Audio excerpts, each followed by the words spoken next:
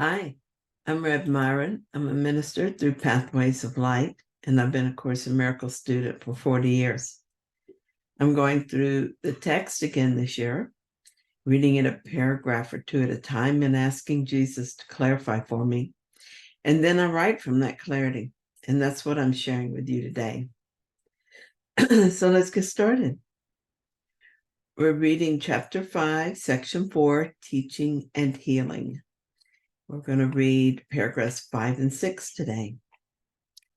Paragraph 5 says, teaching is done in many ways above all by example. Teaching should be healing because it is a sharing of ideas and the recognition that to share ideas is to strengthen them. I cannot forget my need to teach what I have learned, which arose in me because I learned it.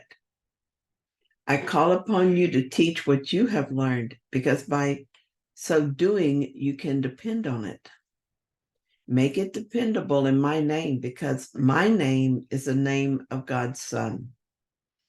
What I learned, I give you freely, and the mind that was in me rejoices as you choose to hear it. As Jesus says, he taught in many ways. He taught with words and by performing miracles and by living what he knew to be the truth.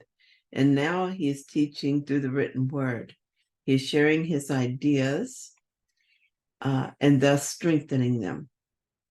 He tells us that teaching what we learn is important and that sharing makes it dependable. He had a specific path as to each of us. To know our path, we only need to want to know it, and it will reveal itself to us. We know this even when we don't know it consciously. I went to school to become a teacher, but when I got close to graduating, I dropped out. I decided I didn't want to be a teacher. But I think that desire to be a teacher was a desire to be a teacher of God, and I just didn't know how to express it. Later in life, I often lamented that I didn't know what I was supposed to do, and I thought I was the only one who had no purpose, because everyone else seemed perfectly happy doing what he or she was doing. I think that longing for purpose was a subconscious desire to be on my path as a teacher of God. I just didn't know yet that that was it. After I found A Course in Miracles, my desire for purpose grew, and I often thought that I wanted to make a difference in people's lives. But I still didn't realize how it could happen because I was so involved in raising children and making a living. I didn't give the course or the idea of being a teacher of God my full attention. It wasn't time yet. But once in a while, I got an opportunity, seemingly out of the blue, to allow Spirit to work through me. I never forgot those times and how they made me feel. Then it was time for that submerged desire to reveal itself. It seemed to happen all at once as I decided it was time to get serious about my study of the course, and then decided to take courses and become a minister. I don't believe we decide things like this. We just follow our script, pretending that it was our, that is, ego idea. As you can see, the seed of desire took many years to grow. It happened without my conscious effort, but sometimes required patience as we wait for circumstances to align. Now I'm a minister, a writer, a teacher of God. I have a purpose and I make a difference. All the things I longed for and I could not imagine in form did take form. How I lived my life before this transformation made me seem the unlikeliest of people to be a teacher of God. But all that is required of us is a desire to be God's messenger and the willingness to follow guidance. And looking back on my life, I see that the ego self doesn't make these decisions at all. I cannot find a moment when the little me chose a path. It was more like I just felt the promptings and acted on them and read the script and played it out. However it works, the more I surrender to life and let it live me, the more peaceful and happy I am.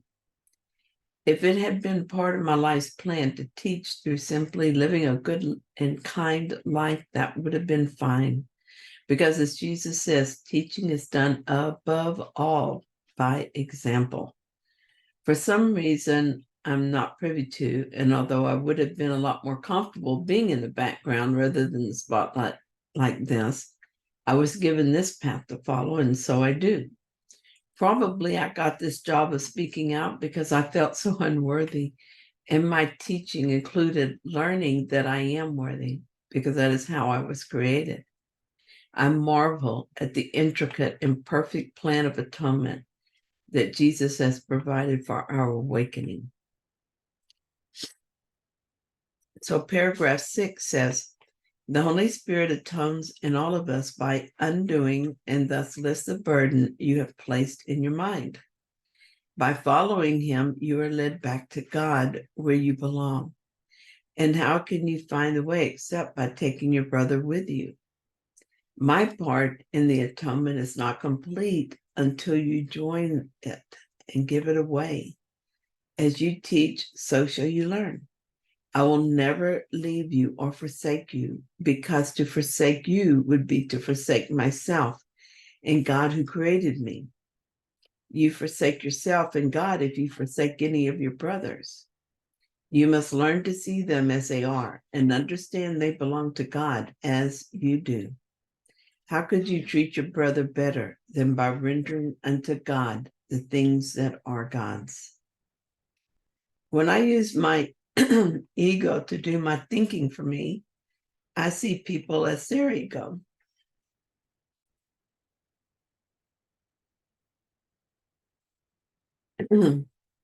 I see them making mistakes and doing things wrong. I see them as guilty, and from the perspective of the ego mind, my judgment seems justified and indisputable. If I believe my judgment, I cannot imagine how the other person could be innocent. And though I can say they are innocent because I've been told we are all innocent, my judgment makes it impossible to believe it. I don't want to forsake God. I don't want to forsake myself. Therefore, I cannot forsake my brothers. I understand now that my judgments are not immutable. In fact, they're not even useful. They're not even true unless they reflect God's judgment, which is that his children are innocent as they were created. This is the only truth that is true about my brothers. They are innocent. It may be that the ego, as reflected in them, has made many errors. They may have been hurtful through their ego, but my brothers remain unaffected by the ego stories they seem to live. When I judge them, I'm giving them to the ego. I see them imprisoned in ego, deciding they're too far gone to be anything else. In doing so, I am condemning myself to that fate as well. Where my brothers go, I go. There's only one place I want my brothers to abide, and that is in God. They may be very confused about what will save them. They may think that pain and suffering is their salvation, or they may think that hurting others is what makes them safe. But no matter what they believe, their salvation lies in returning to their Creator. They may see themselves as strong in hate, buried in self-loathing, lost in the world, but I will not join their delusion. I know who they are. As I remember their identity, I remember mine as well. In fact, it is the only way I will remember mine. My friend has temporarily forgotten who she is. Her body is weak and sick and tired, and she thinks that's who she is. I see what is happening to her body, but I will not become confused about her identity. Her reaction to her situation would seem counterproductive, even foolish, but I will not become so confused that I will join in that assessment. She is confused about her Savior, about her will and her purpose. But confusion is not her nature. It is a temporary ego aberration and is meaningless. If I believe what she believes about herself, I will be giving her to the ego. Instead, I will give her to God. I will give to God what is God's. As I disregard appearances and disregard my own ego voice that calls for judgment. Hand in hand, we return to God. Hand in hand, or not at all. Thank you so much for joining me in this reading. I hope that you found it helpful. If you did, then please like it. And if you haven't yet, please subscribe. And I'll be back tomorrow with another reading. See you then.